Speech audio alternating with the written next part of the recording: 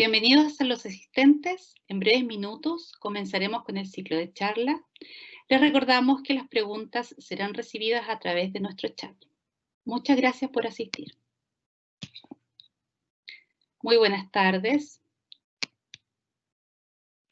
Soy Daniela Quintana, directora de la carrera de Ingeniería en Construcción, y en nombre de la Facultad de Arquitectura y Construcción de la Universidad Autónoma de Chile y el proyecto Madera Alto Valor de Corfo, les damos la más cordial bienvenida a la quinta charla del ciclo El desafío de la madera en Chile, innovación y nuevas tecnologías. En esta ocasión denominada Madera en Altura, desafío inmobiliario.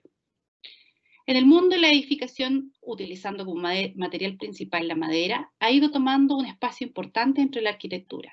Países como Noruega han logrado generar edificios de 85,4 metros de altura. Como material de construcción, la madera ingresa a la industria en el uso responsable con el medio ambiente, lo cual abre la oportunidad para la utilización de materiales locales, considerando que somos un país forestal, y desarrollando masivamente la industrialización en pos de los tiempos en los procesos de construcción.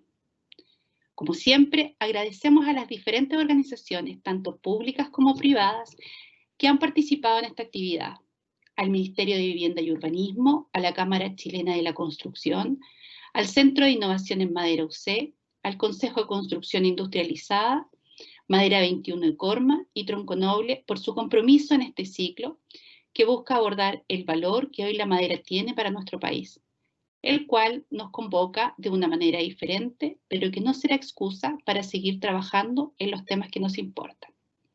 A continuación, dejo con ustedes a Daniel Schmidt, decano de la Facultad de Arquitectura y Construcción de la Universidad Autónoma, quien será nuestro moderador durante esta jornada. Bienvenidos. Muchas gracias, Daniela, gracias por la introducción. Hoy día tenemos un evento especial en este ciclo de charlas de la madera que hemos tenido. La verdad es que es como una suerte de bonus track, porque teníamos originalmente contemplado 4 charlas, pero han sido bastante exitosas, y además, producto de la primera charla que se dio, logramos tomar contacto con Mario Lara, que va a ser uno de nuestros invitados el día de hoy. La charla de hoy tiene como contexto un poco provocar una discusión o una conversación en torno a si es que la madera puede o no jugar un rol en el mundo inmobiliario en nuestro país, en Chile. Esto ha ocurrido en otros países del mundo, y queremos entender por qué sí ha ocurrido en otros países como Australia, donde Mario va a ser quien nos va a contar un poco su experiencia allá. Y por qué quizás no ha ocurrido aún aquí en Chile, y para eso hemos invitado también a Raimundo Cruzat, gerente inmobiliario, gerente general inmobiliario de Echeverría Izquierdo. Así que queremos partir sin mucho más preámbulo presentando a Mario Lara. Mario es ingeniero civil industrial y máster en ingeniería, con mención en incendios. Tiene 13 años de experiencia en el sector inmobiliario y construcción, tanto en Europa como en Oceanía, y durante este periodo ha participado directamente en una variedad de proyectos de madera en altura. Esto a través de la asesoría técnica que ha brindado y también una asesoría estratégica y en la dirección de proyectos de investigación y desarrollo. Mario actualmente participa activamente en grupos técnicos y estratégicos de la industria, ambos en Europa y Oceanía, y que busca apoyar a través de ellos a fomentar el uso de la madera en altura. Mario, la pantalla y el micrófono son todos tuyos. Gracias, Daniel, por la introducción. Buenas noches a todos desde el Reino Unido y buenas tardes en Chile. Quería empezar un poco solidarizando con lo que está pasando en Chile y en el mundo. Ojalá que todo esté muy bien, que no esté muy afectado y que todo esto se resuelva de la mejor manera para todos. Y bueno, como Daniel menciona, llevo 13 años trabajando en el sector inmobiliario y de la construcción en Europa y Oceanía, y durante todo ese periodo he estado involucrado en un sinnúmero de proyectos de madera.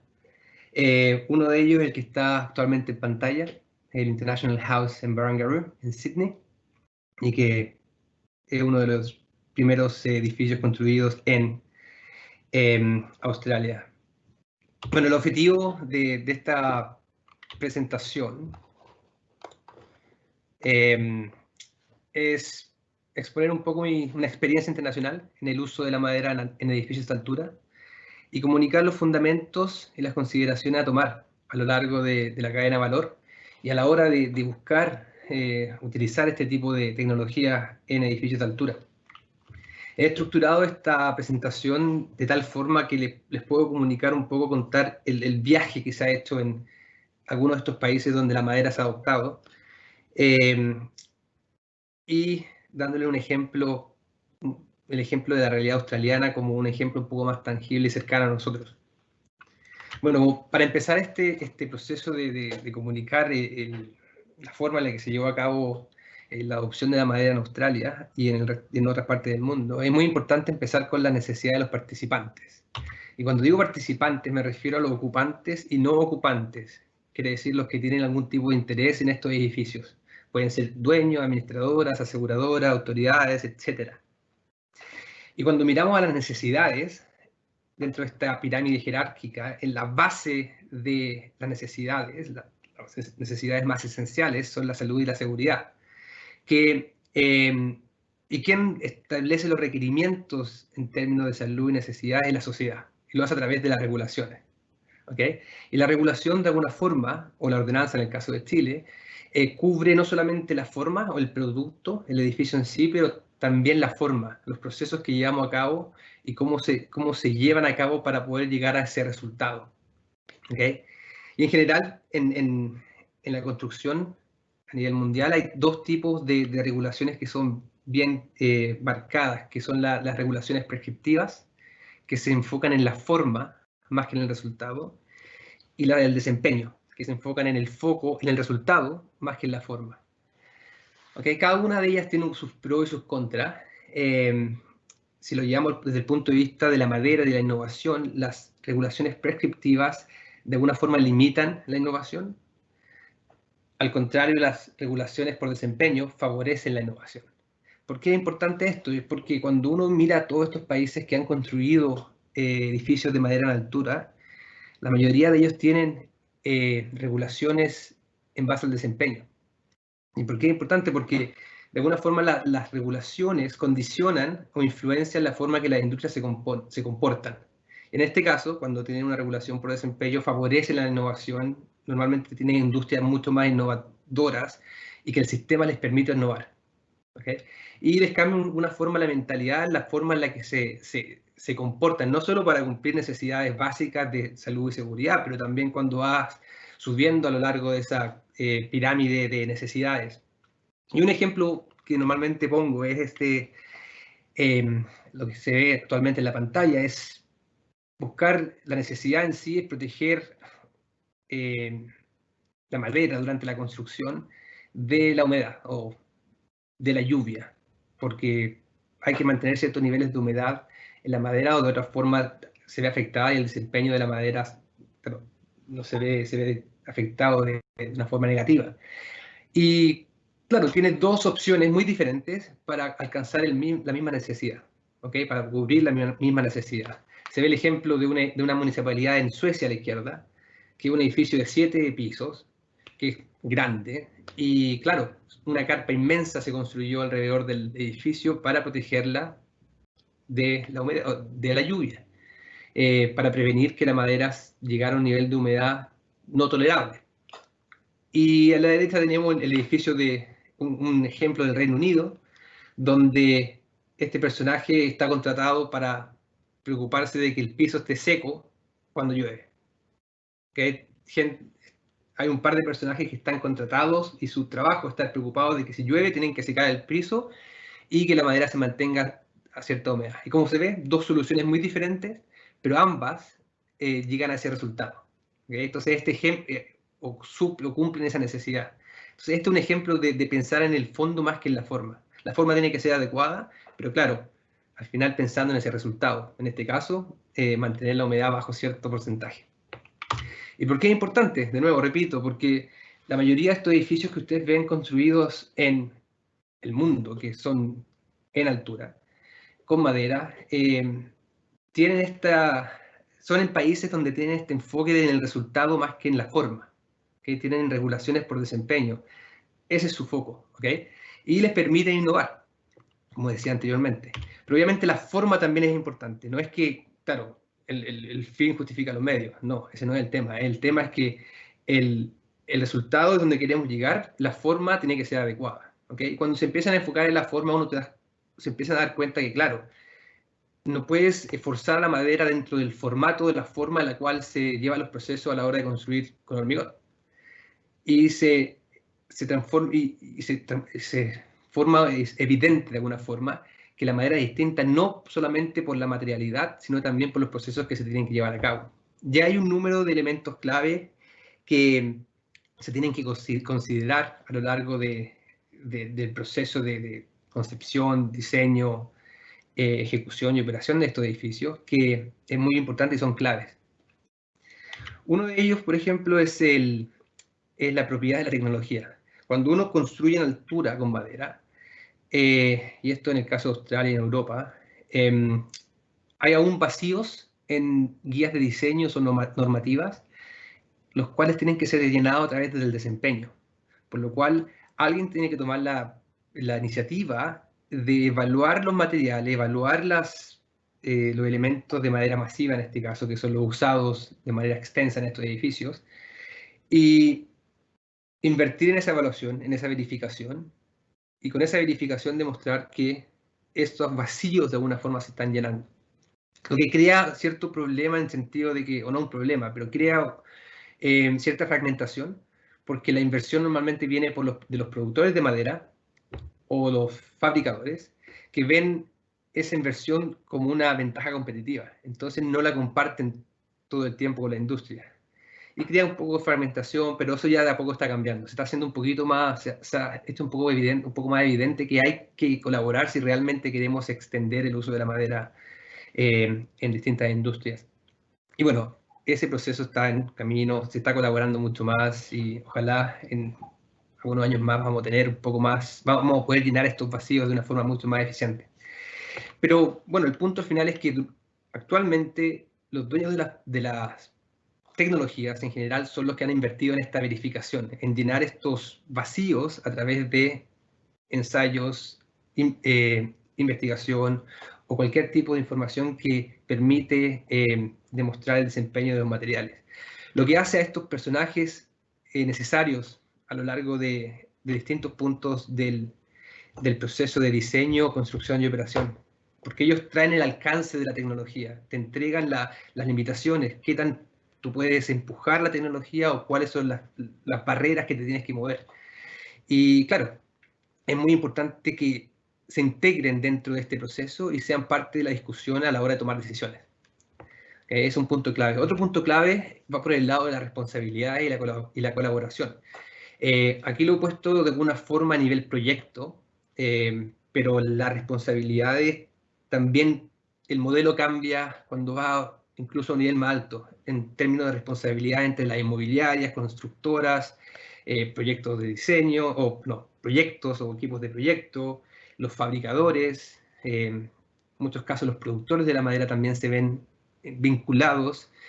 Y claro, te cambia un poco el modelo y eso es importante entenderlo. Cuando lo llevamos a este nivel de proyecto, se puede ver que en lo tradicional tienes, básicamente las disciplinas pueden tener pueden hacer tu trabajo de manera relativamente independiente y claro, después se integran durante el proceso de diseño.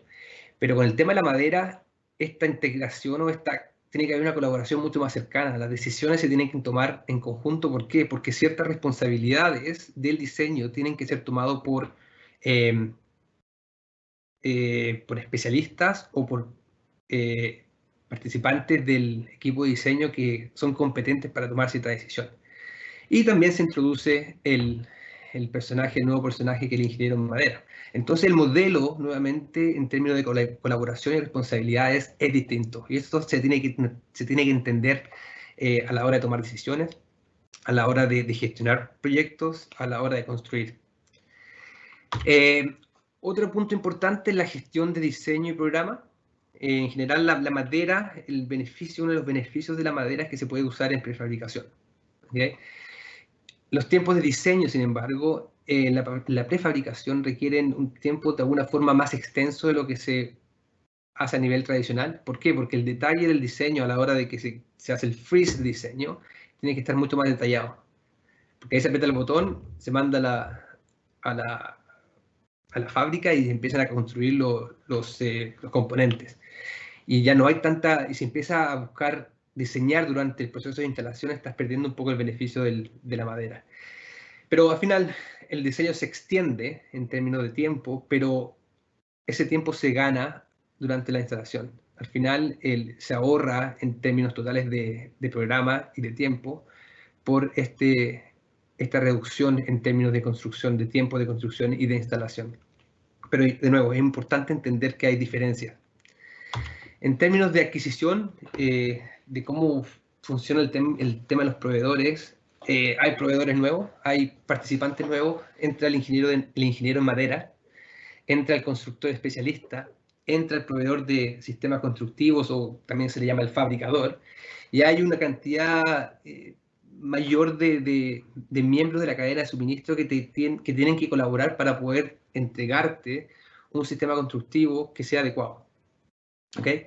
Y hay muchos participantes que toman distintos roles dentro de este modelo de procurement. ¿Okay? Y es importante entender qué es lo que hace cada uno para poder, como a nivel proyecto o a nivel empresa, empezar a crear vínculos que se alineen con la visión o con la estrategia que se quiere seguir cuando se construyen estos edificios.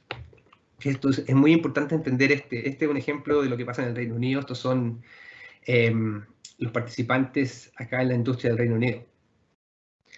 Cuando entramos a la construcción, igualmente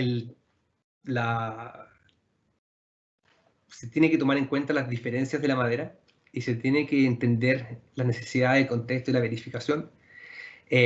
Los procesos tienen que ser adecuados y tienen que ser adecuados para la madera.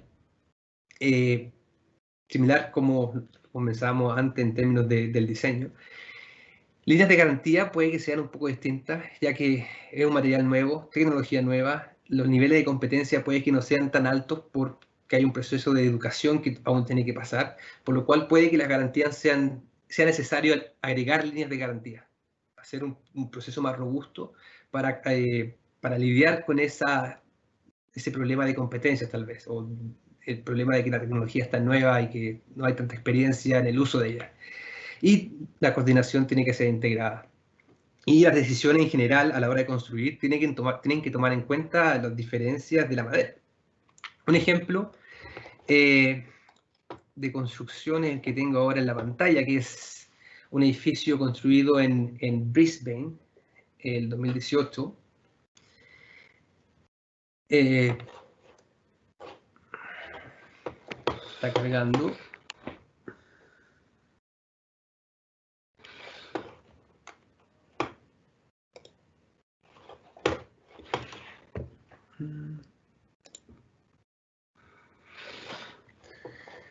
Este edificio se llama 25 King Street, construido en Brisbane el 2018.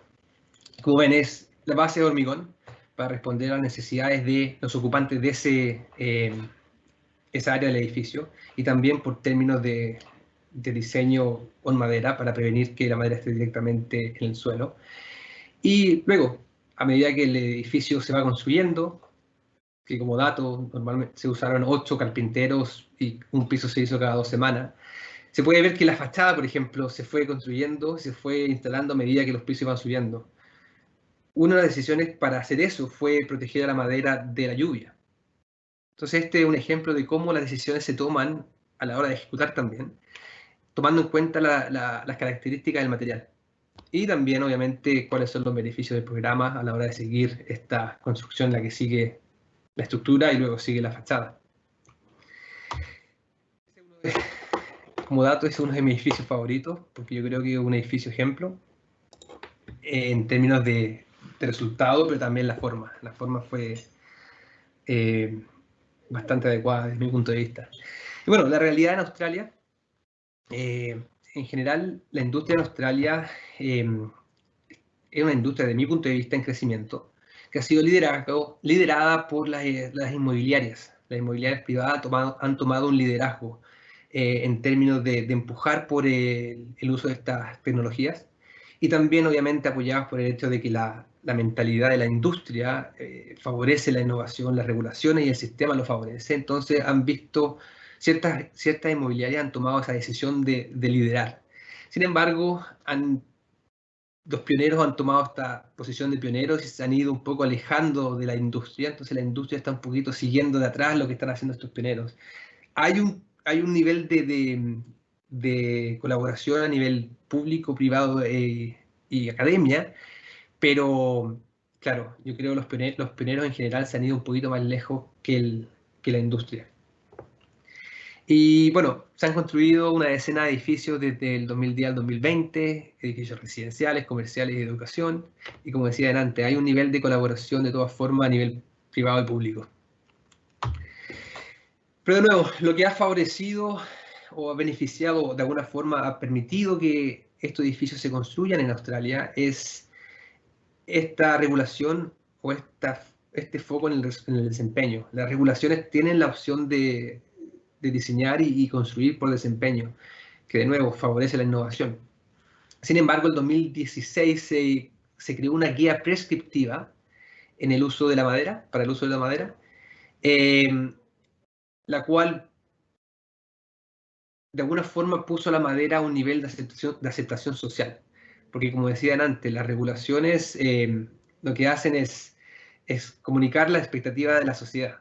Entonces, cuando introduces a la madera en la regulación, de alguna forma la estás llevando a un nivel aceptado socialmente. ¿Okay? Lo que favoreció mucho a la industria de la madera, porque se vio la madera como algo aceptado. Sin embargo, la guía en sí trajo bastantes limitaciones en términos de atributos de estos edificios.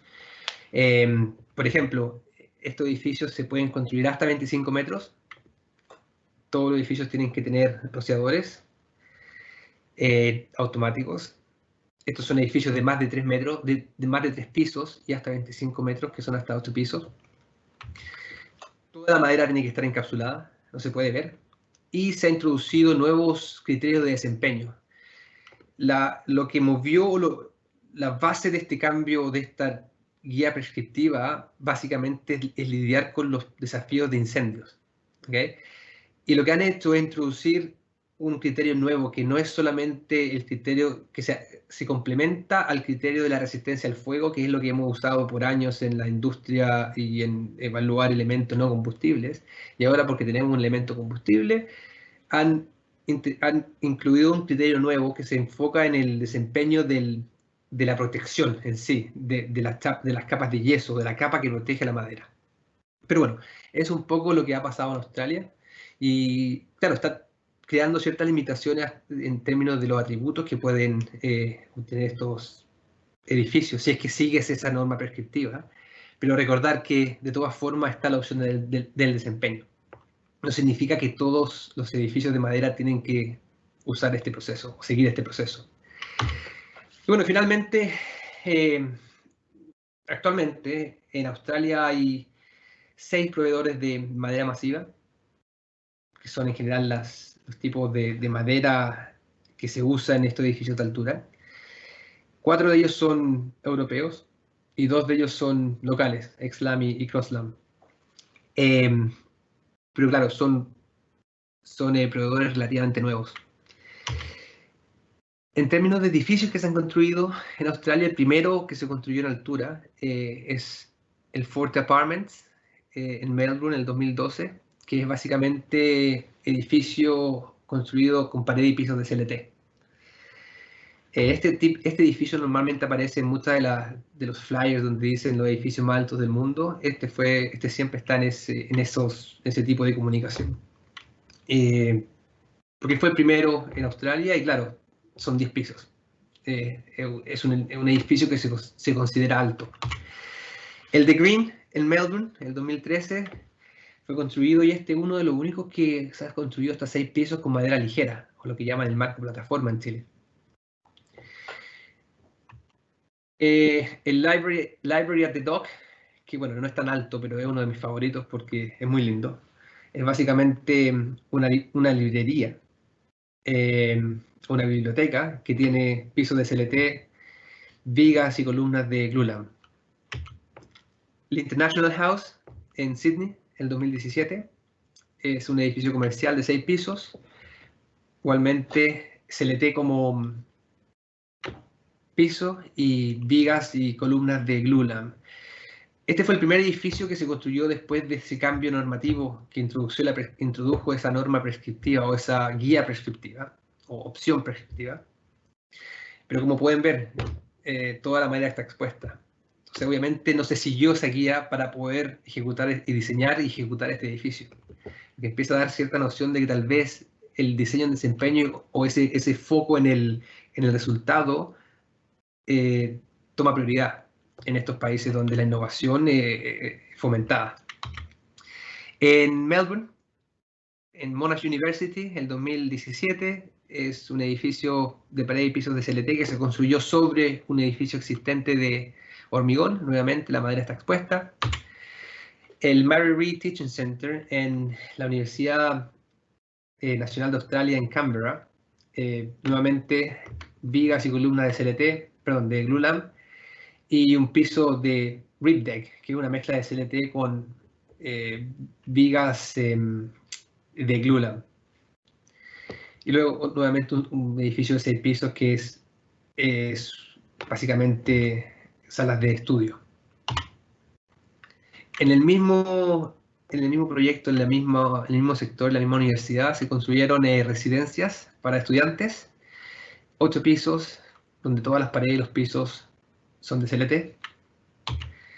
El 25 King Street, que fue el que les mostré en el timelapse, es un edificio comercial de 9 pisos y que actualmente es el edificio más alto de madera en Australia. Piso de CLT con vigas y columnas de glulam. Como decía antes, desde mi punto de vista, este es un ejemplo de resultado y también de forma. Los procesos fueron al detalle. El Avion Norwest en Sydney, este es un edificio residencial y comercial, construido en el 2018, con 10 pisos de altura. Nuevamente, más de 25 metros, por lo que no puede haber seguido esta guía prescriptiva.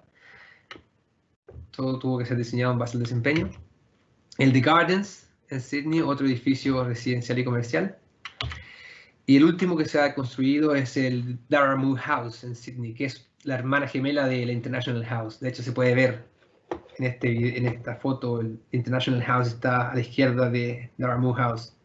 Básicamente a los inversionistas les gustó tanto el International House que dijeron ya, copiemos uno al lado. Y resultó este Darramoo House. Nuevamente CLT, piso y vigas y columnas de glulam.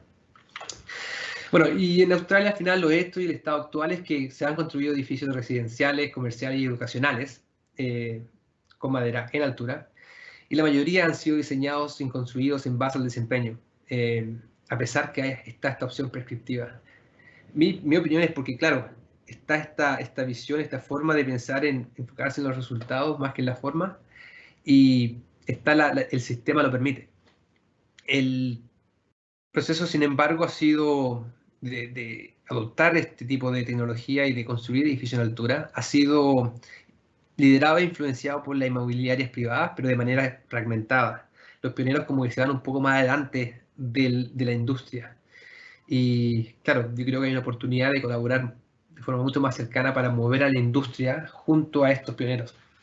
Pero bueno, eso se está dando un poco más, se está empezando a colaborar más porque hay que extender un poco la aplicación de la madera. Y esa es la visión en general del país. Los atributos al final de los edificios de madera no están restringidos por la regulación, están restringidos por la verificación, como decía antes. Estos vacíos en las normas de diseño, en las guías de diseños y de ejecución, es lo que limita los atributos de estos edificios. Pero a medida que empecemos a investigar y continuemos investigando y encontremos la verificación, vamos a poder construir edificios tal vez más altos, tal vez se pueden exponer madera en lugares donde actualmente no se puede, etc. Y bueno, el know-how que es básicamente el conocimiento práctico, se está empezando a comunicar al resto de la industria, pero eso pasa a medida que más investigación se desarrolle y también más proyectos, porque el know-how pasa a través de los que están involucrados en estos proyectos y lo transfieren al resto de la industria. Terminando con lo que ha pasado en Australia, creo que y después de haber pasado por este proceso, esta historia de lo que se ha desarrollado, cómo se ha desarrollado o adoptado la tecnología en un país como Australia y de alguna forma también en otros países europeos, llegamos a las conclusiones, que me escuchaban hablar harto del tema del resultado y de la forma y del desempeño, pero en verdad es, desde mi punto de vista, el foco en el resultado más que en la forma ha permitido y permitirá progresar el uso de la madera en altura. Entonces una pregunta que pongo ahí como para empezar a pensar nosotros en Chile, ¿qué hay que hacer en Chile para poner un poco más el foco en el desempeño? Sugiero que lo empecemos a pensar. Las normas y guías prescriptivas de diseño y construcción han permitido crear certidumbre y aceptación social, porque básicamente al integrarlos en las regulaciones, eso es lo que se hace, se acepta socialmente este tipo de material a distintas alturas, pero finalmente el desempeño es lo que permite cumplir eficientemente las necesidades de los usuarios. O sea, la pregunta aquí es, ¿la ordenanza y las normas facilitan o permiten el diseño y la construcción por desempeño? Tal vez es algo que tenemos que preguntarnos en Chile. Otra conclusión, la madera es distinta al hormigón, y no solamente en el material, en la forma de los procesos. Y hay que tomar consideraciones especiales y estar al tanto de cuáles son esas consideraciones para asegurarnos que la forma en la cual lleguemos a estos resultados es la adecuada. La investigación está en proceso. En muchos países, a nivel mundial, hay iniciativas que están buscando empujar la investigación para poder usar la madera en construcción. Hay muchos países que están colaborando. Y la pregunta para Chile es, ¿qué tan involucrados estamos? ¿Tenemos algún tipo de discusión a nivel internacional y tratar de buscar formas de colaborar en la investigación? Aquí se ve una foto de un ensayo donde está la bandera japonesa y la italiana, donde colaboraron para poder investigar algo en conjunto, para no tener que replicar todo 2 veces o 3 veces o cada vez que se usa un material en un país, porque se tengan que seguir ciertas normas específicas para ese país. ¿De qué manera estamos haciendo esta discusión? ¿Cómo estamos involucrados en Chile? Esa es la pregunta. Y el know-how. El know-how se está difundiendo a medida que más edificios se construyen, como dije antes, y la investigación se hace disponible. El know-how desde mi punto de vista, es fundamental para hacer la madera una realidad, porque, claro, la tecnología se puede investigar y podemos avanzar mucho, pero si esa información que se obtiene a través de la investigación no se transmite a la forma,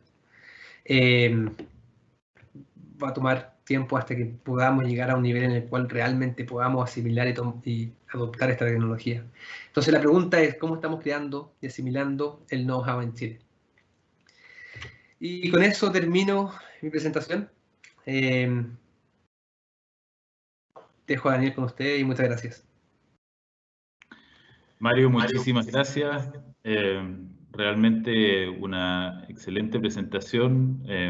Yo creo que es un lujo poder contar con tu experiencia y que tú la transmitas de forma tan amena también hacia nosotros, poniendo los énfasis en aquellos puntos donde aquí también tenemos que poner los énfasis. El privilegio de tener un chileno además participando de estos procesos a través de tanto de CSIRO como de Lendlease, donde sigue participando, ¿cierto? Creo que hay ahí un tremendo potencial de conocimiento que puede ser fácilmente o más fácilmente transmitido cuando hay un chileno involucrado. Dices que hay un chileno siempre en todas, ¿cierto?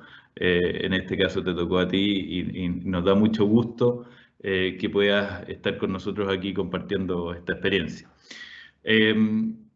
Muy bien en el tiempo además, así que se agradece ese rigor porque así nos da espacio para poder presentar a nuestro segundo panelista. Yo quiero adelantarles que Raimundo, cuando lo invitamos a presentar aquí, dijo, oye, yo voy a hacer el malo de la película, digamos, porque no tenemos mucha experiencia en esto, pero la idea de este panel es un poco contrastar las realidades chilenas con la realidad australiana y europea, y entender desde el punto de vista de alguien que está metido hasta la médula, ¿cierto?, en el desarrollo de proyectos inmobiliarios en Chile, cuáles son las barreras o qué es lo que está ocurriendo en términos de innovación en Chile, así que en el mundo inmobiliario. Quiero presentarles a Raimundo Cruzat. Raimundo es ingeniero civil de la Universidad Católica de Chile y además tiene un máster en planificación urbana en el MIT. Actualmente es gerente de Echeverría Izquierdo Inmobiliaria y director también de Sofri, director de la consultora Innovación Social Ciudad Color, y también se ha desempeñado en el sector público y privado, siempre vinculado a temas de ciudad e infraestructura. Ha sido profesor adjunto de las Universidades Católicas de Chile, Diego Portales, y también de la Universidad de los Andes. Y hoy día nos habla desde su experiencia y también desde los desafíos que como empresa se están planteando. Raimundo, el micrófono y la pantalla son todas tuyas. Bueno, muchas gracias, Daniel, por la invitación. Gracias también por la tremenda exposición que acabamos de ver, la verdad, súper inspiradora. Gracias a todos los asistentes por acompañarnos esta tarde y espero también que dentro de todo ustedes y su familia estén llevando adelante esta pandemia de la mejor manera posible.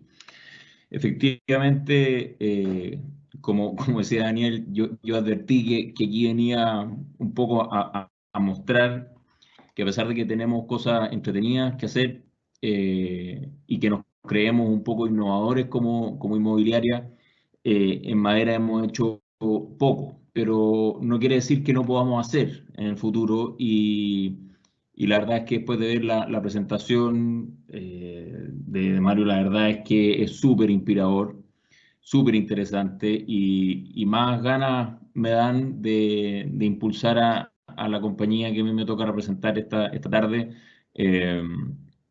hacia desarrollar proyectos de esta naturaleza. Bueno, quiero partir contando un poco qué somos nosotros como inmobiliaria. Nosotros somos una inmobiliaria relativamente joven desde el punto de vista de la visibilidad de nuestros proyectos. Si bien como empresa existe hace un poco más de 20 años, la inmobiliaria en particular, el grupo Echeverría Izquierdo tiene más de 40, pero la inmobiliaria en particular administra realmente y diseña sus proyectos hace aproximadamente 10 años.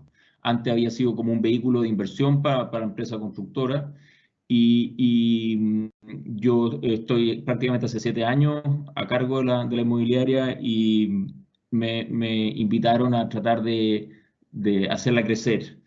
Tanto en Chile y en Perú. Y nuestra estrategia ha sido desarrollar productos a segmentos medios, de ingresos medios, en las principales ciudades del país y en Lima.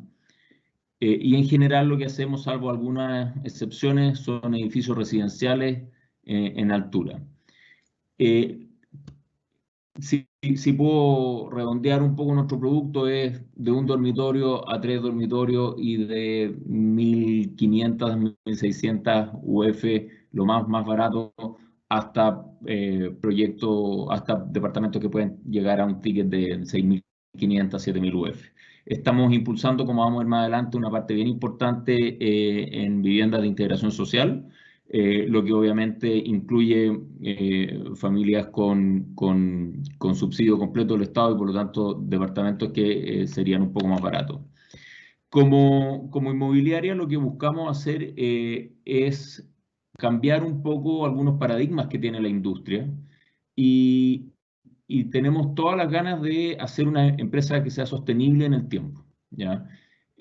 Tratamos de ser lo más responsables posible con nuestros clientes y por supuesto con la ciudad. Obviamente en un entorno competitivo a veces eso no es tan fácil porque efectivamente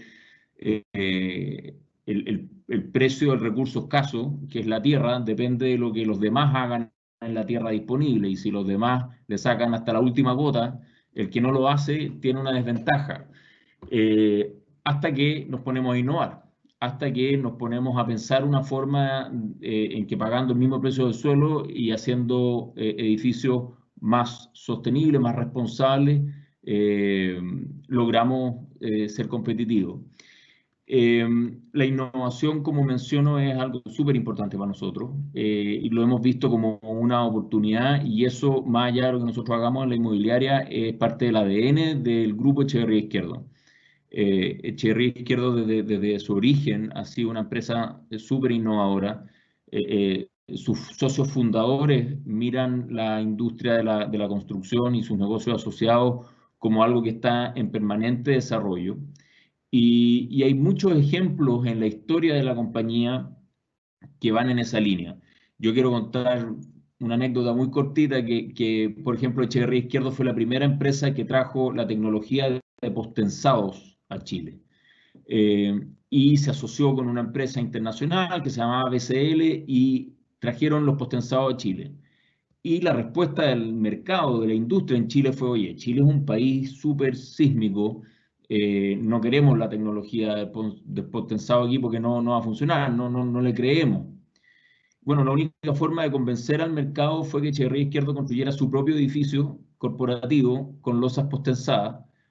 Así lo hizo, se la jugó en el fondo y demostró que el edificio sigue en pie hasta el día de hoy, y hoy día no hay ningún edificio de oficina AAA, digamos, y otros también, que no tenga la tecnología de postensado. Se ha ido, digamos, repartiéndose tecnología en otros lugares de la región de la mano de Echeverría Izquierdo y su asociación con BCL. Incluso estamos usando tecnología de postensado en edificios residenciales. Y entonces ese hambre de innovación está en el ADN de la empresa, y nosotros en la inmobiliaria decidimos hace unos 3 años atrás formalizar eso. Si bien hoy día la inmobiliaria es una inmobiliaria relativamente chica desde el punto de vista de sus recursos humanos, en el fondo entre Chile y Perú tenemos 100 personas como trabajadores directos, incluyendo incluso hasta los vendedores. Tenemos un equipo relativamente chico, si se quiere, en cantidad de gente, pero importante para el total del recurso humano de Echeverría Izquierdo, dedicado al tema de innovación y sustentabilidad de manera exclusiva.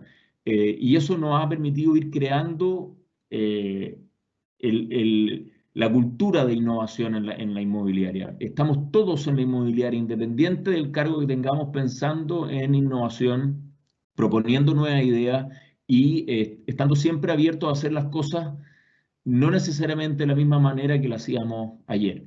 Y eso no es ser solamente creativos, eso requiere de rigor, requiere de metodología, requiere de que los proyectos de innovación recorran un camino de probar y equivocarse, y para eso también se requiere que el directorio y la propiedad de la empresa está disponible para invertir en este desafío de innovar y meter un poco de plata pensando en que no necesariamente la voy a recuperar al día siguiente.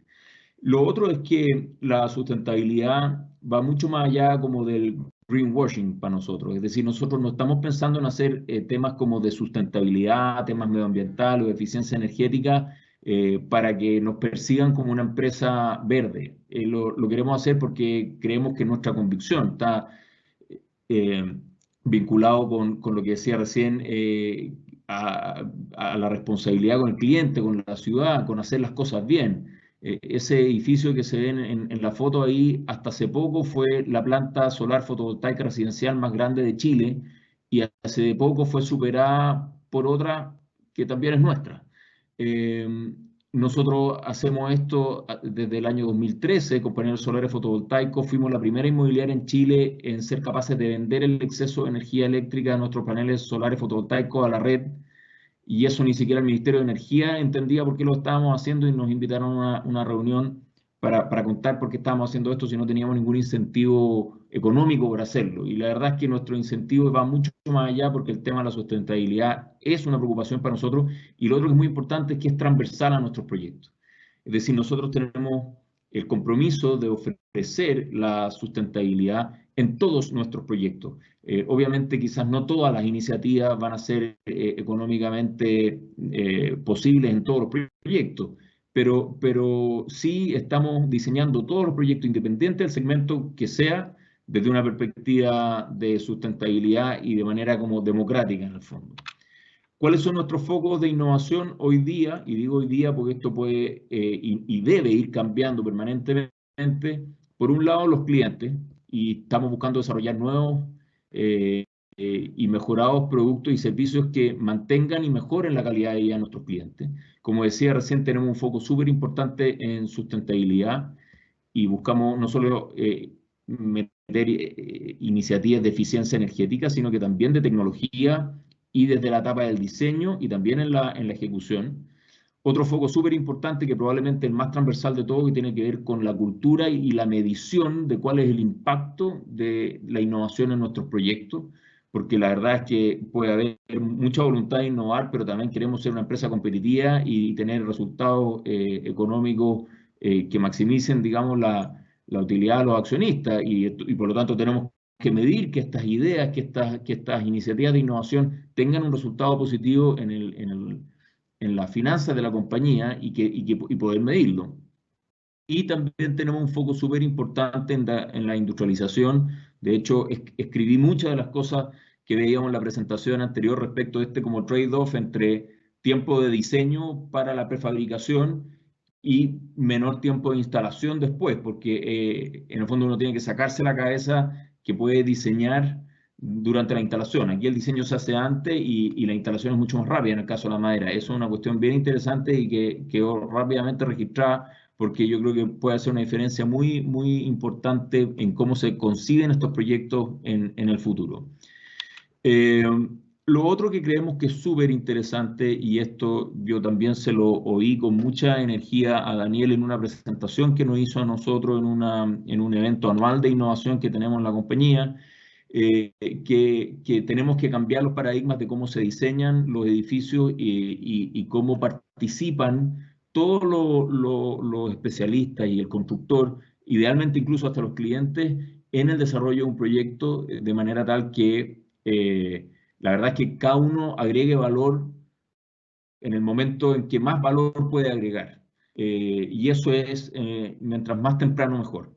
Y estamos trabajando de manera colaborativa con un grupo de especialistas y sobre todo con la constructora Echeverría Izquierdo, que si bien somos empresas del mismo grupo, somos empresas súper independientes y esa independencia es real, es decir, cuando tenemos que pelear, peleamos, y después cuando tenemos que celebrar los buenos resultados también lo celebramos, pero hemos ido migrando hacia una metodología mucho más colaborativa y que además nos permite, tal como lo mencionaron también en la presentación anterior, permite facilitar la industrialización, la prefabricación, y además creemos que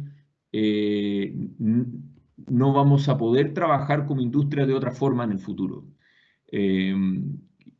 Si uno mira cómo se está diseñando en otros lugares del mundo, esto de entregar como una caja cerrada a la constructora para que cotice y hacer un contrato a suma alzada es una cosa que en los países desarrollados va definitivamente de salida hace un buen tiempo ya. Y por lo tanto estamos trabajando de esa manera, estamos presupuestando de esa manera, y eso también requiere de harto apoyo tecnológico para poder ver cuál es el impacto, por ejemplo, que tiene en el presupuesto, en las ubicaciones, los cambios que vamos haciendo en el diseño en tiempo real. Otra cosa que les quiero contar tiene que ver con las viviendas de integración social. Como mencioné recién, es una línea de negocio que nosotros nos decidimos abrir el año pasado. Hicimos un modelo de negocio y un plan de negocio que se presentó al directorio a mediados del año pasado. Se aprobó, armamos un equipo con el que estoy muy contento, y nos acaban de avisar el viernes pasado que hemos sido seleccionados para desarrollar un proyecto en La Chimba, en Antofagasta, de más de 1000 departamentos, con arquitectura de Juan Sabaj. Queremos meter harta industrialización, departamentos de buena calidad, buen tamaño. Nos seleccionaron con un súper buen puntaje, así que estamos muy orgullosos de eso.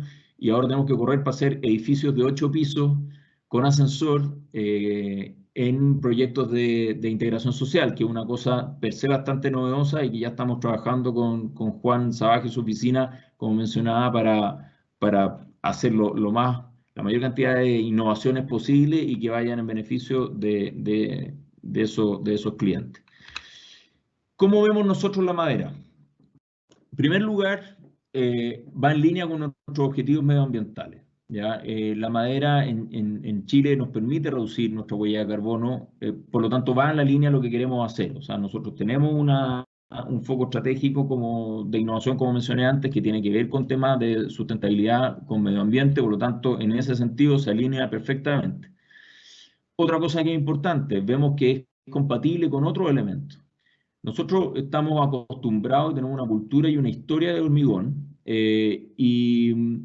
y obviamente para poder dar este salto a la madera tenemos que buscar, o mejor, más que buscar, porque evidentemente existen, sacarle el mayor provecho posible a la compatibilidad que tiene la madera con otros elementos en los que sí tenemos nosotros cierto expertise. Yo creo que ahí hubo una frase muy importante que mostró al final Mario, que decía que la madera es distinta al hormigón. Nosotros, como estamos acostumbrados al hormigón, eso es un sesgo humano, ¿no es cierto? En el fondo, como dice el dicho, cuando uno tiene un martillo, todo nos parece clavo. La verdad es que si vamos a tratar de trabajar en madera pensando que es como el hormigón, vamos a fracasar. O sea, tenemos que partir de cero y por lo tanto vemos que es súper importante buscar qué compatibilidad tiene la madera con otros elementos que nosotros estamos familiarizados y no tratar de que la madera se parezca al hormigón, porque definitivamente es algo diferente. Y lo otro es que estamos avanzando, aunque con pasos chiquititos, pero avanzando en una exploración real, en un piloto que queremos hacer, un prototipo que queremos hacer junto con la CETEC y empresas como E2E, para poder incorporar la madera, probando en un prototipo real su comportamiento. ¿Qué desafíos vemos nosotros para que realmente la madera se transforme en una alternativa? Por un lado, tenemos que ver la manera de derribar cualquier duda sobre la capacidad sísmica y la resistencia al fuego de la madera. Algo se mencionó, pero yo creo que en eso hay que ser muy, muy claro y muy enérgico, de que si queremos generar un mercado para esto, desde el punto de vista de la demanda final, del cliente final, del que va a vivir ahí o el que va a habitar esas oficinas, esa gente tiene que sentirse segura. Porque si tiene la alternativa del hormigón, que en Chile está probada que funciona con la norma sísmica que tenemos bastante bien, salvo contadas excepciones, la verdad, y que ha sido problema de diseño, no de la tecnología, la verdad es que el hormigón ha funcionado muy bien en un país sísmico como Chile. Tenemos que ser capaces de derribar esas dudas. No digo que sean mitos, pero son dudas razonables. En segundo lugar, tenemos que derribar también cualquier duda, esto más desde el punto de vista del constructor y del desarrollador, cualquier duda que haya sobre la provisión y la certificación de estos proveedores. En el fondo, esta madera no puede ser cualquier cosa, tiene que estar certificada, esa certificación tiene que ser súper robusta. Nosotros tenemos un historial de normalización de normas chilenas bastante sólido y bastante interesante, incluso a nivel internacional. A mí me tocó en la universidad estudiar el sistema normativo sísmico de Chile en una universidad gringa, en el fondo. Pero la madera tiene que hacerse parte de este esquema de certificación y normalización, y ojalá en la línea de lo que digamos más temprano, vinculado más hacia el desempeño, hacia el resultado, que vinculado a la forma. En tercer lugar, creo que hay que, este know-how del que hablábamos antes, tiene que incorporarse a las empresas. Yo cuando oí recién hablar del ingeniero en madera, claro, uno siente que nos falta para eso. Aprovechamos mandarle ahí un mensaje a Daniel y a su escudera, la Daniela, ¿no es cierto?, de que puede haber ahí una línea de negocio o de educación, digamos, interesante en la Universidad Autónoma. La necesidad de cambiar el esquema habitual de desarrollo de proyectos hacia el esquema colaborativo que mencionábamos antes, de otra forma esto no va a resultar. O sea, yo no me imagino que un desarrollador común y corriente imagine y desarrolle un proyecto completo en madera y se lo pase a un constructor cualquiera o llame a licitación para que alguien le construya este edificio de 6 pisos en madera. Yo creo que eso hoy día no resultaría. En el fondo hay que sentar a los que quieran innovar a la misma mesa y decir, ya muchachos, ¿cómo hacemos este proyecto que queremos que sea un hito y que abra un camino? Eso es lo que hay que hacer y creo personalmente que solo es posible en un esquema colaborativo.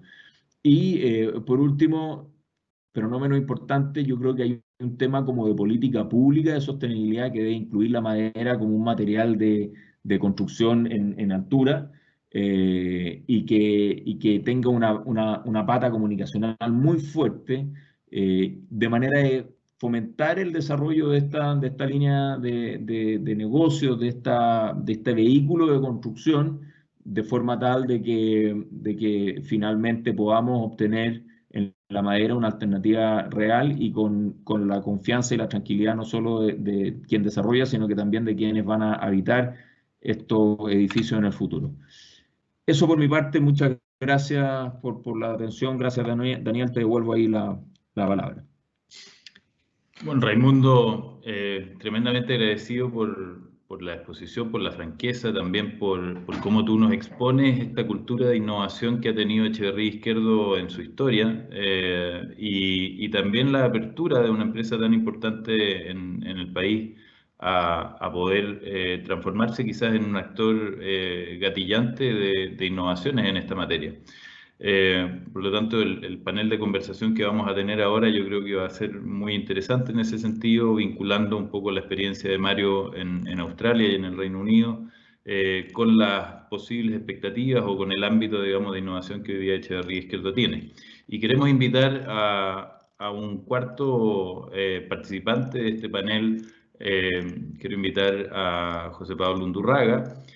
José Pablo es uno de quienes ha estado, ¿cierto?, desde el inicio promoviendo el uso de la madera en Chile. Eres el gerente de un programa que se llama Madera de Alto Valor, del cual nosotros como Universidad Autónoma somos socios y a través del cual también han surgido estas charlas que están específicamente orientadas al desafío que tenemos como país para promover el uso de la madera en la construcción. El programa Madera de Alto Valor es financiado por Corfo, también agradecemos a Corfo por el apoyo en este proceso y le damos la bienvenida a José Pablo al panel de conversación. Quiero hacer un muy breve paréntesis y aprovechar esta tribuna para saludar a un muy buen amigo y docente nuestro, don Carlos García, que está de cumpleaños hoy día. Esto es como un paréntesis medio doméstico, pero Carlos es un amante de la madera y realmente un muy gran conocedor de los proyectos y de la construcción en madera. Realmente un gusto, que sabemos que nos está escuchando, así que estamos como los anuncios de la radio, ¿no? Pero entretenido también poder interactuar de alguna forma con nuestro público. Te damos la bienvenida, José Pablo. No sé si partimos quizás con algunos comentarios tuyos frente a las exposiciones y de esa manera podemos ¿cómo se llama?, partir este panel. Tenemos muchas consultas de nuestro público, vamos a tratar de ir filtrándolas también un poco para armar la conversación. José Pablo. Sí, muchas gracias, Daniel. Encantado de acompañarlos hoy día en este panel tan entretenido. También aprovecho de felicitar a Mario y a Raimundo por las buenas presentaciones, súper motivadoras. Yo creo que algo está pasando en Chile y empresas como Echeverría Izquierdo que estén tomando un liderazgo y que lo sigan construyendo en el tiempo, para nosotros nos habla muy bien. Y un chileno como Mario que ha vivido una experiencia de Australia que se parece mucho a nuestro país en términos de la vocación de la madera, forestal, construyeron sin tener una manufactura y con un riesgo que asumió el mundo privado. Yo creo que es bien interesante eso que nos ha indicado. Y un poco desde la vereda que a mí me toca hoy día. Yo estoy ya en mi 5º año en un programa que está impulsado desde el Estado, pero obviamente integrado a lo público, lo privado y la academia. donde viene desde la industria de la madera forestal, desde la oferta, pero en el tiempo hemos ido corriendo la cerca y acercándonos obviamente a donde está la demanda y a donde queremos que el mundo de la construcción nos conozca. Contamos con todas las capacidades en madera, en tecnología, pero obviamente que el conversar con el mundo inmobiliario y el entender también la decisión de inversión, la rentabilidad asociada a esto, es parte de un lenguaje que tenemos que incorporar. Y yo creo que hoy día Raimundo nos dio ciertos tips. Y por otro lado, el hecho de Mario hablándonos desde mercados mucho más desarrollados que el nuestro, con un ingreso per cápita mayor y todo, pero aún así Chile con 22, 25 mil dólares per cápita tampoco está tan lejos. El punto es que acá hay un detalle en cómo hacemos que, en este caso, el Estado, a través de un programa como el que está impulsando desde Corfo, ha intentado gatillar esta diferencia y Raimundo lo mencionó bien. Habló de un poco de la capacidad que tenga en términos de la madera en altura y una política pública en lo comunicacional. Ahora, ahí es donde tenemos que llegar y probablemente la estrategia que asumió Australia es la correcta, pensando en que esto debería ser una estrategia top-down, es decir, desde alto segmento hacia abajo y no bottom-up como sería en otra condición.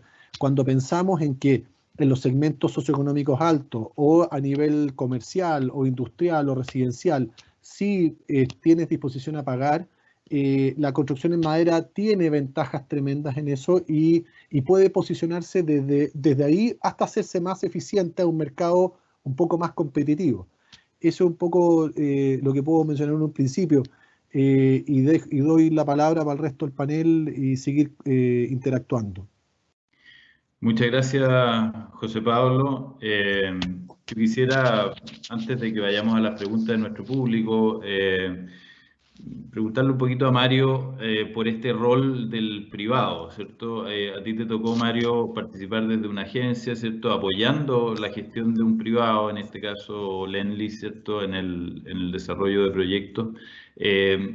¿Cuáles eran las aprensiones que tenían los privados antes de involucrarse en estos proyectos, antes que existiera ni siquiera normativa? Es cierto que tenemos un carácter normativo muy distinto. Aquí tenemos una normativa prescripcional, ¿cierto? Allá una normativa que está más orientada al desempeño. Pero, ¿qué aprensiones tenían los privados? Y también, ¿por qué o cuáles fueron los drivers, cuáles fueron los elementos que de alguna forma gatillaron que esto se diera? Eso me gustaría que nos comentara. Ok. Bueno, en general los desafíos y la percepción de las barreras en general que se han tomado desde el punto de vista inmobiliario en Australia también, ahora que lo veo acá en el Reino Unido también, no se aleja mucho a lo que mencionó Raimundo. Las mismas preguntas en términos del comportamiento, el desempeño de la tecnología, en términos sísmicos, resistencia al fuego, durabilidad, eso siempre han sido una pregunta. ¿Okay? Y claro, una de las barreras parte por el lado tecnológico, pero también va por el lado de cómo la industria puede responder a suplir las necesidades de un privado como una inmobiliaria como Lendlease en ese caso. Y la forma en la cual realmente creo yo que se ha superado es empezar a colaborar o buscar la forma en la cual se pueden buscar colaboración idealmente con la industria a nivel privado, público, y academia y gobierno. Pero como les contaba, en Australia se dio que esta posición se tomó de una forma fragmentada y la lideró esta compañía llamada Lendlease.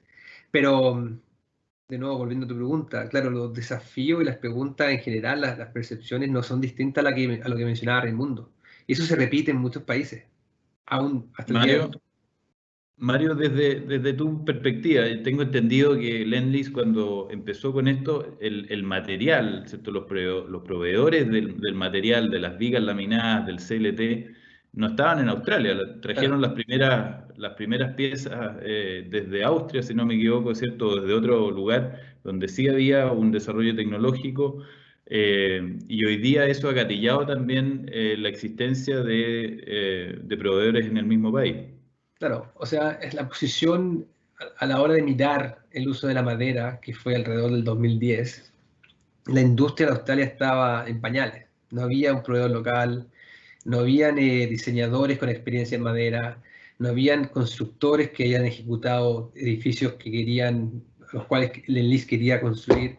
Entonces hubo una inversión de alguna forma bien importante, en la cual se integró, se asumió, todas las garantías se asumieron internamente, se trajeron expertos del extranjero, se creó un modelo de construcción donde la garantía la tomaba toda la empresa privada y de alguna forma todos los riesgos se asumieron internamente.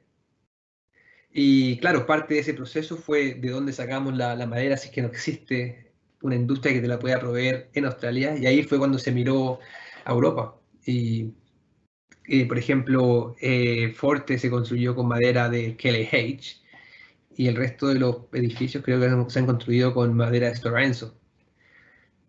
Entonces hay mucha influencia, mucho uso de madera extranjera.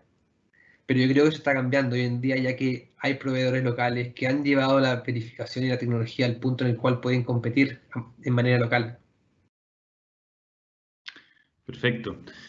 Raimundo, ¿tú crees que un desarrollo como el que está planteando Mario, digamos, el hecho tú mismo lo dijiste, o sea, aquí, y nos mandaste un poquito el recado, ¿cierto? Después hay uno de los panelistas, o sea, de los asistentes que nos dice que es importante mirar también las capacidades que ya están instaladas, como en Corma, ¿cierto? En el CIM de la UC, en la Universidad del Biobío, en la Universidad de Concepción, Madera 21, lo mismo que estamos haciendo nosotros acá, ¿cierto? Existe de alguna forma una expertise, pero hay poco que se ha hecho.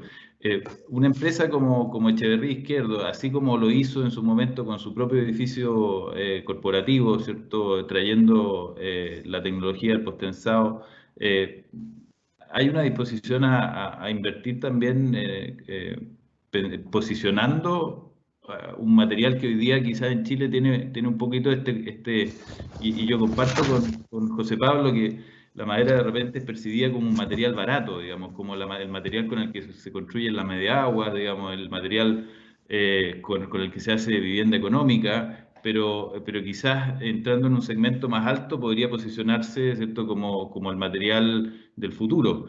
Y eso puede ser en partnership con empresas extranjeras que tengan el conocimiento. Eso me gustaría que nos contaras un poco si es que existe esa posibilidad, la ves posible, cuáles serían las formas. Yo creo que la percepción de la madera es distinta en el territorio. Yo tengo la sensación de que digamos, de Biobío al sur, la madera es percibida como una súper buena alternativa, como una alternativa muy transversal. Si uno mira muchas de las primeras viviendas que hay en sectores de ingresos altos del sur, son construidas en madera. Probablemente con un buen radier y qué sé yo, o puede ser el primer piso en hormigón, pero yo creo que de Biobío al sur, no creo que la madera cargue con ese estigma. Ustedes están mucho más vinculados, pero por lo menos mi percepción es que la madera puede ser vista como un material, digamos, transversal. Porque sobre todo, si hay de nuevo, una política pública, un respaldo, un impulso más transversal de la madera como un material o que se transforma en una tecnología. Yo creo que es importante hacer esa distinción y que la madera cambie su estatus, por así decirlo, desde una especie como de revestimiento a derechamente una tecnología. Y yo creo que eso es posible de armar. Ahora, desde el punto de vista de los productos que ofrecemos nosotros como Echeverría Izquierdo, yo lo veo honestamente como algo muy posible, pero en proyectos de integración social. Y digo el pero no porque sea algo malo, sino que lo digo el pero porque va como un poco en contraposición de lo que estábamos hablando recién de ver ir como top-down en el fondo. Pero ¿qué es lo que pasa? Que de partida, en general, el producto de integración social es un producto de 4 o 5 pisos sin ascensor, donde las solicitaciones estructurales son mucho menores que en proyectos más altos. También hay una oferta importante de proyectos de integración social en aquella parte del territorio que es más rica en actividad forestal también. Por lo tanto, los costos probablemente de desarrollar estos proyectos con esta tecnología podrían ser un poquito más bajos en ese territorio. Y además, como decía, yo creo que quienes habitarían esos conjuntos serían personas que ven en la madera algo mucho más cotidiano, no como una manera de ahorrar costos, digamos, de hacer un proyecto más, poniéndolo en buen chileno, más rasca, digamos. Yo creo que no tendría esa interpretación. Y yo veo, o sea, lo veo súper interesante. A mí me encantaría, nosotros estamos postulando algunos proyectos de integración social, por ejemplo, en Biobío. Me encantaría pensar y me motiva a pensar que algunos de esos proyectos podríamos desarrollarlo con esta tecnología. Y claro, para eso evidentemente tendríamos que invertir en capital humano y invertir en la innovación que esto requiere y traer el know-how donde esté en el fondo, y creemos que podemos hacer eso. Como empresa lo hemos hecho en el pasado. La filial de Fundaciones Profundas, Pilotes Terratest, es el resultado de un trabajo con Pilotes España, una empresa española. Lo que contaba recién con BCL de Postensado. No me da miedo como empresa, para nada. Al contrario, lo veo como un desafío. O sea, lo encuentro súper interesante, y me encantaría pensar en que eso efectivamente es algo que nosotros podríamos hacer en el corto plazo. José Pablo, ¿cómo ves tú esta posibilidad? Y un poquito el enfoque, tú planteaste el tema de que sería mejor esta estrategia bottom-down, ¿cierto? Y partir un poquito más en los segmentos altos. Aquí Raimundo nos está hablando de una alternativa interesante y al parecer viable, ¿cierto? De hacerlo en proyectos de integración social que hoy día están alcanzando además un estándar constructivo altísimo. Pero que tiene esta condición de ser, ¿cierto?, un edificio de mediana altura, quizás con complejidades tecnológicas menores, ¿cierto?, y donde podría incorporarse parte de lo ya aprendido y lo ya conocido. Se está construyendo un edificio, se va a construir un edificio de 8 pisos de altura en Concepción, ¿cierto?, en la Universidad de Concepción. ¿Cómo lo ves? Me gustaría que nos contara. Mira, es interesante escuchar el planteamiento de Raimundo, porque claro, desde una inmobiliaria privada, el acercarse a la vivienda social y a la infraestructura pública en ese sentido, sí, pero yo haría un parangón y haría una estrategia también en paralelo, de ir abordando segmentos privados de mayor valor, porque finalmente el mensaje que das a la población, a la gente, es que tú solamente vas a atender proyectos hasta cierta altura, en ciertos segmentos y en ciertas regiones. Y el crecimiento de la demanda por vivienda y por mejores condiciones y habitabilidad en Chile están en la zona centro y norte, pensando donde tenemos mayor población, metropolitana, Valparaíso, y donde está la zona de la minería, donde están los ingresos. Entonces, a eso apunto yo cuando digo hagamos un guiño hacia el mundo privado, hacia edificios de oficina, hacia loft, hacia obras o productos que sean un poco más aspiracionales y que obviamente no estés peleando el peso para llegar a tanta UF metro cuadrado, sino que vayas directo al desempeño, directo a la habitabilidad, con toda esa condición.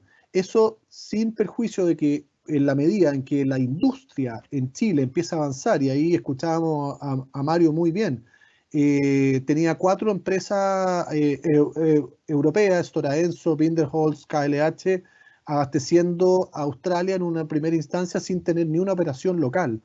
Y luego entra Xlam y Crosslam. Entonces, cuando en Chile nos va a ocurrir que la estrategia para un Echeverría Izquierdo u otro va a tener que ser, o partimos algo con manufactura local a un cierto costo y también combinando de manufactura externa.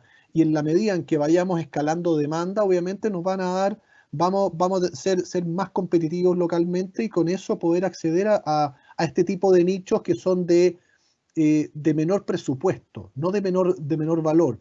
Y ahí es donde yo hago la distinción. Aquí no es que la madera tenga que bajar de precio. Tenemos que cambiar el switch de que ya no puede ser el 8% y ojalá sea el 7,5%. Oye, en estructura, y Raimundo lo mencionó, en estructura, si vamos a ir a un 10 o 12% porque va a ser tecnología lo que vas a estar pagando en CLT, en entramado ligero o en otro sistema, versus la calidad de la madera estructural, te va a dar un desempeño superior a la hora de poder ofrecer un producto. Y ese es el sentido de donde nosotros posicionamos el tema de madera de alto valor. Y para cerrar la idea, algo que también mencionó Raimundo, aquí uno dice la madera, la madera en este caso puede estar en estructura, y para eso tenemos pino radiata, que es superior al abeto con el cual hoy día el CLT se fabrica en Europa. El pino radiata crece en Chile y tenemos capacidades para poder hacerlo. Pero también en paralelo hay que pensar en madera nativa, hay que pensar en pino oregón, para otros tipos de uso, que hablemos de celosía, de revestimiento exterior, revestimiento interior, piso, cielo, viga, y ahí es donde entramos a conjugar todo ese conjunto, ese maridaje de productos. Y obviamente que la madera, siendo un talibán, no va a llegar a buen puerto. Acá tiene que haber una combinación con otros materiales. ¿Para qué? Para descarbonizar la construcción que hoy día está, sin compararnos contra el hormigón, sino que ayudándole al hormigón, ayudándole al acero, de posicionarse en una instancia que ya la sustentabilidad llegó.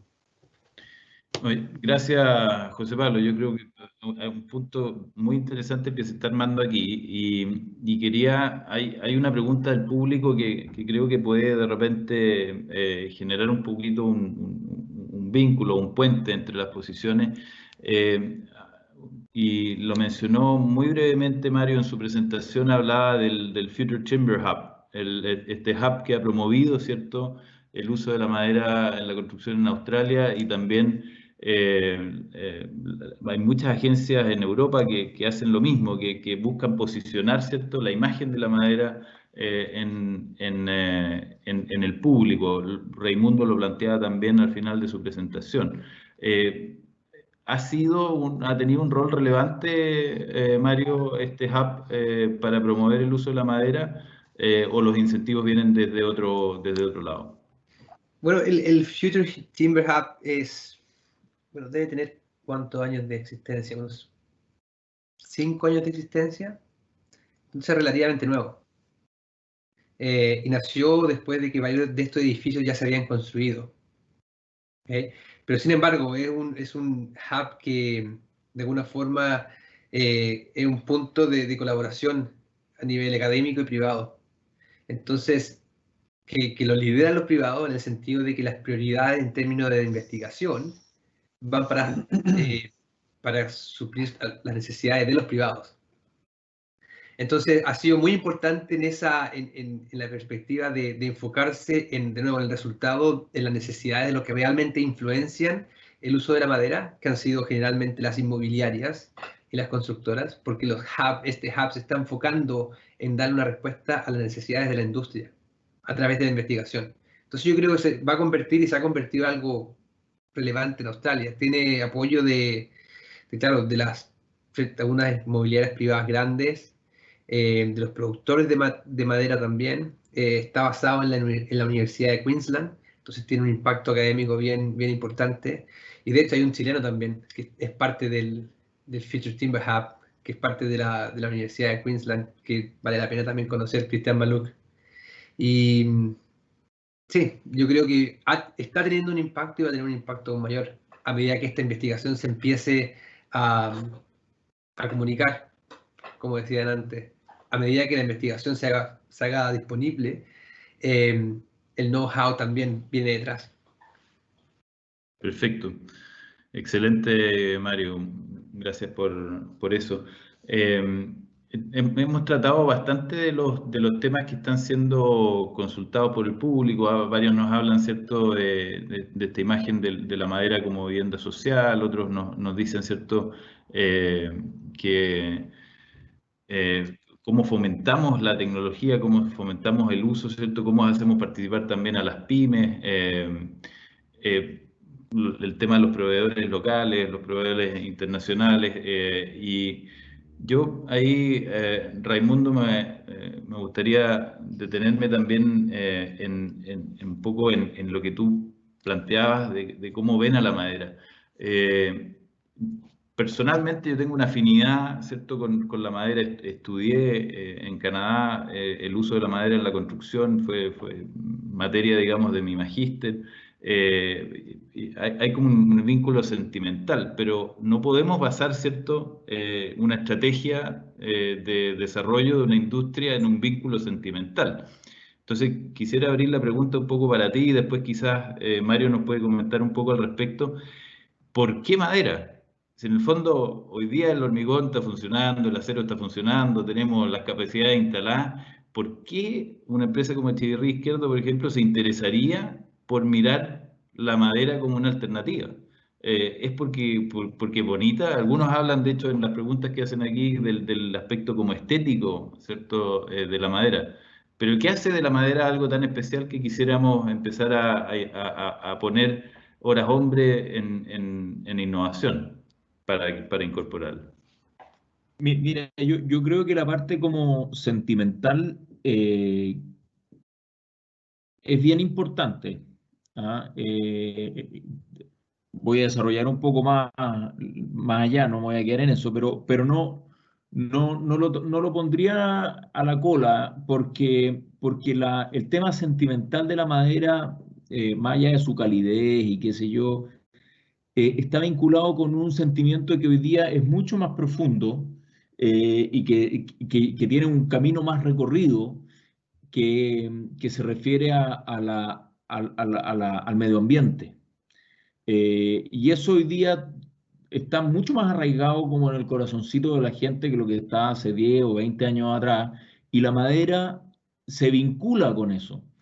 Y por lo tanto creo que puede ser un buen atajo, eh, si se vincula la madera con el tema medioambiental también en la construcción, para ganar terreno en la parte más blanda, y que en igualdad de condiciones alguien decida o prefiera esa tecnología por sobre otra por el hecho de ser más verde. Nosotros lo hemos visto, es difícil de medir, pero nosotros hemos tratado de medir cuál es el impacto en la decisión, en el proceso de decisión de compra de un departamento, el hecho de que tenga estas iniciativas vinculadas con eficiencia energética, como por ejemplo precalificación energética, paneles solares, bomba de calor eléctrica que baja los costos del metro cúbico de agua caliente casi a la mitad, o en algunos casos a menos de la mitad. Y hay una inclinación a eso. Se interpreta como algo sexy, como algo que está más vinculado a las emociones. Sin embargo, dado que nosotros no vivimos de eso, sino que vivimos de una cosa también un poquito más económica, ¿no es cierto?, más de resultados, yo sí creo que hay mucho valor en el proceso de diseño y en el proceso constructivo y de instalación para una empresa como nosotros. O sea, poniéndolo en simple, si yo voy a mi directorio, digamos, y le digo, oiga, quiero hacer un edificio en madera, yo le voy a decir que es bonito, le voy a decir que es más cálido, le voy a decir al directorio que efectivamente es más verde, digamos, desde el punto de vista medioambiental, va a reducir nuestra huella de carbono. Todo eso se lo voy a decir, y a mi directorio de verdad todo eso le importa. Pero cuando yo le diga que por haber diseñado colaborativamente con todos los especialistas el edificio, voy a haber prefabricado, qué sé yo, el 70%, voy a haber sacado el 50% de las faenas húmedas, porque probablemente si voy a hacerlo en madera también voy a poner los baños prefabricados. Si presento este proyecto como un proyecto de industrialización, de prefabricación, que la tecnología de la madera me obliga a hacerlo así, es otro la mirada. Y ahí sí, probablemente si uno le saca punta al lápiz y hace sus cálculos, ahí hay valor. Probablemente nos equivocaremos, ojalá no mucho, en el primer edificio y un poco menos en el segundo, pero cuando nosotros lleguemos al tercero, el de al lado no va a haber hecho ninguno. Entonces, yo de verdad creo que ese aspecto más blando de la madera es súper importante. No es que lo mire a huevo, pero tratando de interpretar un poco la pregunta que salió como de una mirada como un poco más empresarial. Hoy día no saben lo que cuesta, incluso teniendo la constructora en el piso al lado, por así decirlo, en el piso de abajo. No saben lo que cuesta cambiar el business as usual en cómo se diseñan los proyectos inmobiliarios. Bueno, yo sé que Daniel lo sabe y ha trabajado en esto, probablemente los demás también, pero cuando de repente tienes un pie forzado como la tecnología que vas a usar, te facilita ese proceso, y yo creo que hay mucho valor en prefabricar. Imagínense lo que podría haber sido, por ejemplo, en plena pandemia, si nosotros prefabricáramos el 50, el 60% de nuestro edificio, y se consiguieran permisos para trabajar en plantas, en el fondo, que está mucho más controlada la atmósfera, mucho más controlado el ambiente, que eso, tú podrías haber estado avanzando en la construcción de estos proyectos que hoy día yo tengo parados por la cuarentena, en el fondo. Entonces, hay mucho valor ahí. Y sin lugar a dudas, desde el punto de vista de la evaluación del proyecto, creo que hace factible que un cambio tecnológico que te obliga a cambiar la manera en que tú diseñas y concibes los proyectos, puede hacer el empujoncito que se necesita. De hecho, cuando nosotros hicimos cambios como tecnológicos importantes en nuestra forma de construir, nos tuvimos que sentar con los proveedores de especialidades, con los especialistas, ¿no es cierto? Y con el constructor y decirle, oye, ¿sabes qué? Si queremos construir de esta manera, necesito que ustedes sean parte, porque voy a tener que hacer el edificio nuevo, voy a tener que cambiar la manera. Entonces, cuando pusimos moldaje monolítico de aluminio, en que hormigonábamos muro y losa simultáneamente, pero al mismo tiempo yo quería meter baños prefabricados, entonces los baños prefabricados no lo quería poner por la losa, por el cielo, digamos, porque si se me atrasaba la provisión de los baños, me atrasaba la obra gruesa. Y por otro lado, la tecnología necesariamente usa muros y losa. Bueno, tuve que diseñar el edificio para meter los baños prefabricados por las ventanas. Pero para eso tuve que sentar al fabricante de baños prefabricados para que lo haga en un pod que yo pudiera arrastrar con un carrito. Tuve que diseñar el carrito, tuve que sentarme con el calculista, y en ese proceso, finalmente hoy día estamos diseñando los edificios de manera mucho más colaborativa que antes. Entonces yo creo que ahí hay un valor, y una tecnología como la de construcción de madera en altura te obligaría a botar todos esos paradigmas y diseñar los edificios como debieran diseñarse en el siglo XXI, en mi opinión. Perfecto. Mario, si nos puedes contar un poco cuáles fueron los drivers de por qué migraron estas empresas, por qué se atrevieron estas empresas a invertir en el desarrollo de los proyectos de madera en altura. Yo creo que va también un poco alineado con lo que dijo Raimundo. Si empezáis primero por la base de las necesidades de los usuarios, mirando ese pirámide que presenté de alguna forma en mi presentación, si miráis a la seguridad y a la salud, la madera tiene un beneficio desde ese punto de vista para los usuarios finales, pero también a la hora de construir. Hay muchos proyectos de madera que tienen cero heridos, ¿Por qué? Porque remueves mucho parte de los riesgos de la construcción, los remueves en el proceso de construcción en madera. Necesitas 8 arquitectos, una grúa y puedes construir un edificio de madera. Entonces remueves un montón de riesgos en ese proceso. Y ahí, claro, lidias con el tema, con esa necesidad fundamental que va asociada con la seguridad.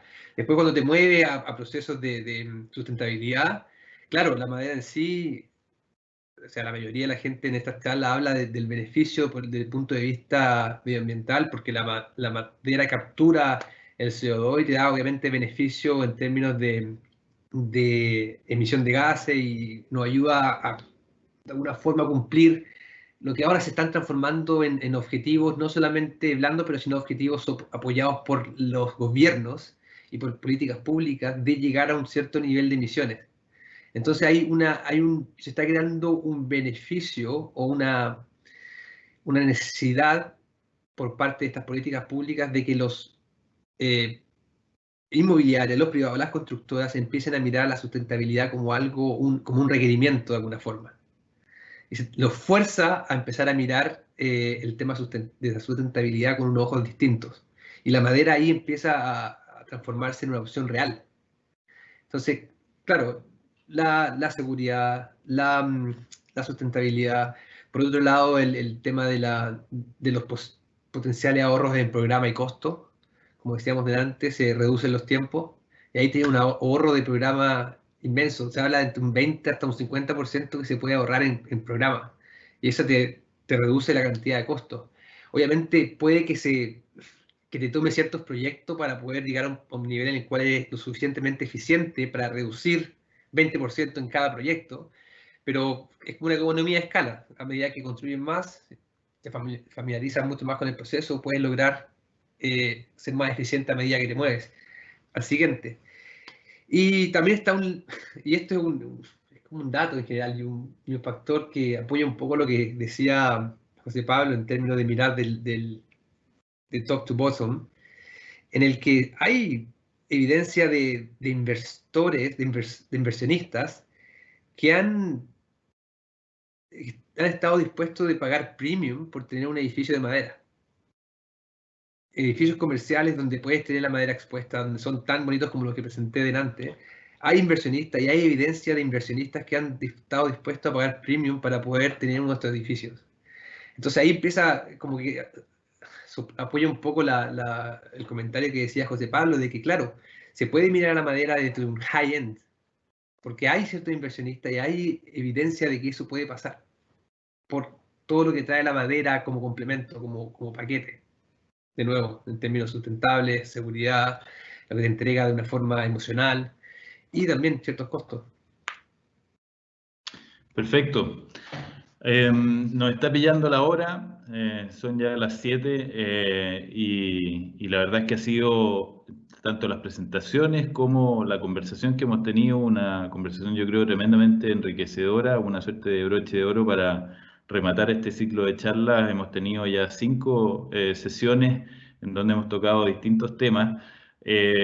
Yo quiero darle brevemente por 2 minutos la palabra a José Pablo, quien ha sido uno de los articuladores de estos eventos y socio nuestro en el programa Madera de Alto Valor, para que también haga un comentario final antes de que cerremos el evento.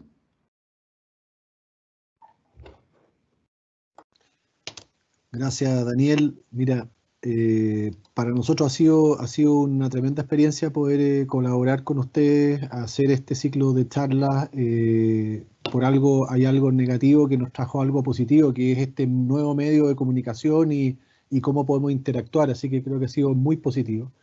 Y un poco para cerrar, dos mensajes. Un tema es la industrialización que ha planteado Mario, este 80-20, y por otro lado la sustentabilidad. Chile hoy solamente con sus bosques logra mitigar el 60% de las emisiones de carbono, y el desafío que tiene la madera está por el lado de la construcción, y ahí en el análisis del ciclo de vida de los materiales y obviamente de la disposición final que tenga. Y esa es la invitación que hacemos a poder incorporarnos a ver la cara amable, a esta parte más sentimental, pero también a ver la parte de usabilidad, de desempeño y por qué no también la parte económica y social.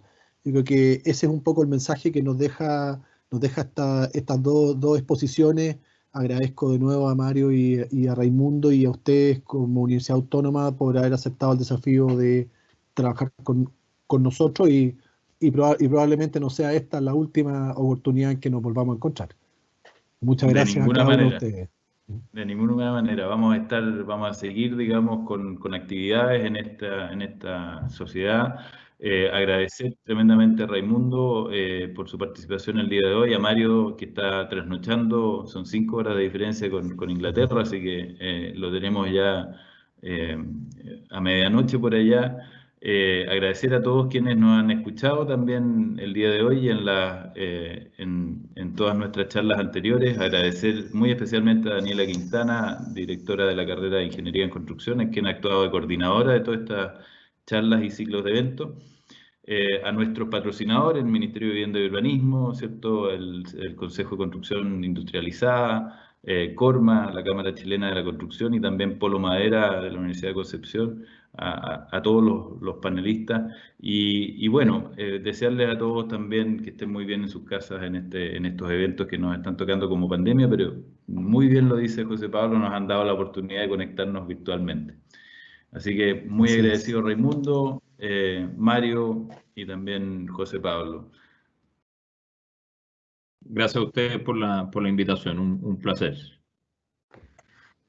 Sí, muchas gracias por la invitación y es alentador escuchar cómo se está manejando y llevando este tema de la madera en Chile. Felicitaciones a todos los que están involucrados. Excelente. Nos veremos en una próxima oportunidad. Muchas gracias a todos. Gracias.